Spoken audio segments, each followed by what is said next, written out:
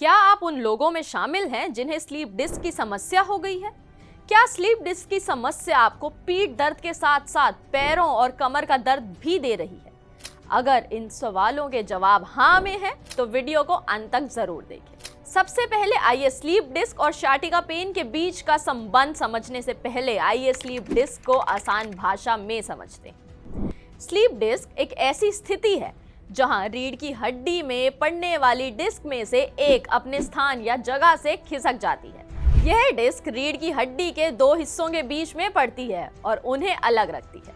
Sleep disc कई कारणों से हो सकती है, जैसे कि उम्र बढ़ने से डिस्क का कमजोर होना, गलत तरीके से वजन उठाना, एक्सीडेंट या चोट, मांसपेशियों में तनाव। अब समझते हैं कि स्लीप डिस्क का शाटिका नर्व पर प्रभाव कैसे पड़ता है। जब डिस्क खिसक जाती है तो यह रीढ़ की हड्डी में पहले वाले शाटिका नर्व को दबा सकती है। शाटिका नर्व रीढ़ की हड्डी से निकलने वाली सबसे बड़ी नस है जो पैरों तक जाती है। दबाव के कारण शाटिका दर्द। जब शाटिका नर्व दब जाता है तो यह दर्द का कारण बनता है। यह दर्द पीठ में शुरू होकर पैरों तक जा सकता है, जिसे शाटिका पेन कहते हैं। शाटिका पेन के लक्षणों में शामिल है पीठ में दर्द, पैरों में दर्द या जलन, पैरों में सुन्नता, पैरों में कमजोरी। अगर आप भी इस तरह की परेशानियों से जूझ रहे हैं तो प्रसिद्ध हकीम सुलेमान खान जी के इन टिप्स और नुस्खों को ध्यान से सुनें। अच्छा, इस उम्र में ये होता है।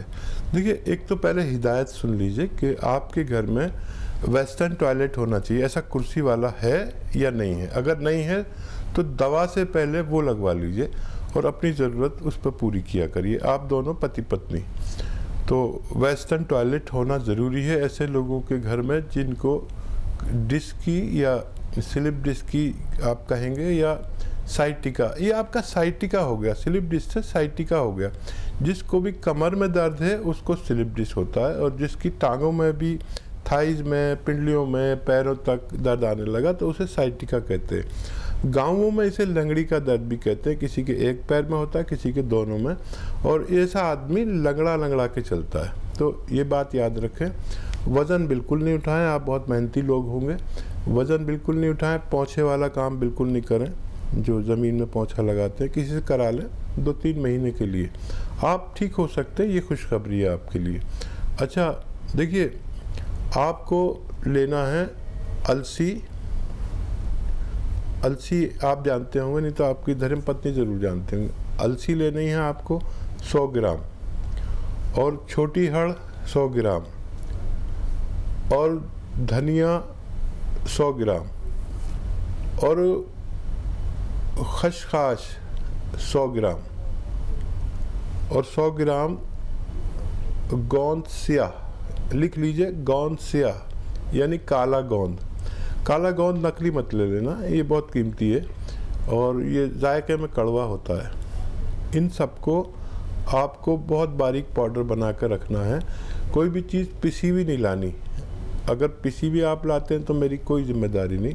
सब रॉ मटेरियल लेना है।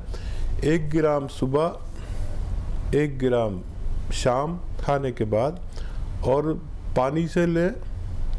आप आपकी हैसियत है तो जूस से ले सकते हैं या बगैर चर्बी के दूध से ले सकते हैं। ये जो मैंने आपको रॉ मटेरियल बताया 500-600 ग्राम, ये ख़त्म होते होते आप दोनों पति पत्नी का ठीक होना मुमकिन है, अगर आप मेरी हिदायत पर भी अमल करें। यानी वेस्टर्न टॉयलेट होना चाहिए, वज़न बिल्कुल नहीं उठाना, मेहनत का काम कुछ दिन नहीं करना जब तक आपका इलाज चले।